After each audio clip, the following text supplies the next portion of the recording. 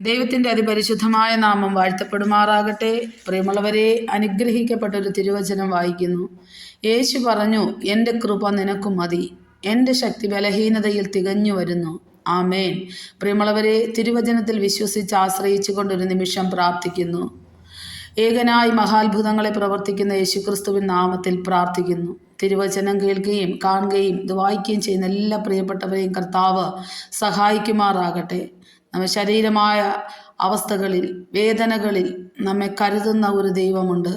കർത്താവിൻ്റെ കൃപ നമ്മോട് കൂടെ ഇരിക്കുമ്പോൾ, കർത്താവിൻ്റെ ശക്തിയാൽ നമ്മെ നിറയ്ക്കുന്ന ഒരു ദൈവം, നമ്മുടെ ബലഹീനതയിൽ കർത്താവിൻ്റെ ബലമുള്ള ഭുജത്തിന് കീഴിൽ താണിരിക്കുമ്പോൾ കർത്താവിൻ്റെ സമാധാനം കൊണ്ട് പൊതിയുന്ന വലിയ ദയയ്ക്കായിട്ട് നന്ദി പറയുന്നു.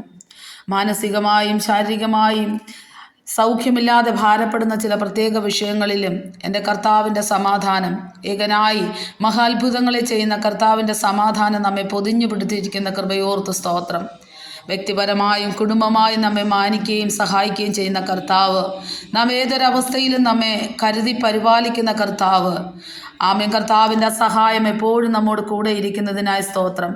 ആ വലിയ കരം നമ്മെ പൊതിഞ്ഞു പിടിച്ചിരിക്കുന്നതിനായി സ്തോത്രം. കോഴി തൻ്റെ കുഞ്ഞിനെ ചിറകടിയിൽ മറയ്ക്കുന്നത് പോലെ കർത്താവിൻ്റെ സ്നേഹം നമ്മെ അവിടുന്ന് കൃപയ്ക്കായി പൊതിയുന്നതിനായി സ്തോത്രം. മഹത്വം പിതാവിന്. പ്രാർത്ഥന കേൾക്കണം യേശുവിൻ നാമത്തിൽ തന്നെ പിതാവേ. ആമേൻ.